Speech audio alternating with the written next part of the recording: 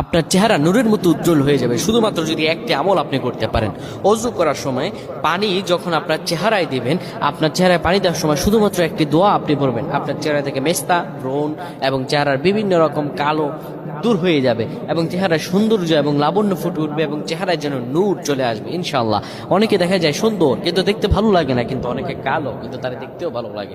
এটি হচ্ছে আল্লাহ তাআলার পক্ষ থেকে একটি রহম। চেহারা সৌন্দর্য বৃদ্ধি পাওয়া আল্লাহ তাআলা দোয়া কবুল করার মাধ্যম, চেহারা সৌন্দর্য বৃদ্ধি পাওয়া গুনাহ মাফ হয়েছে এটার মাধ্যম। প্রিয় ভাইরা আমার, এটা অত্যন্ত গুরুত্বপূর্ণ আমল, সকলেই করবেন। যখন আপনি অজু করবেন, অজু করার সময় পানিটা যখন চেহারায় দিবেন, ওই পানির মধ্যে 3 বার পরে ফু দিবেন।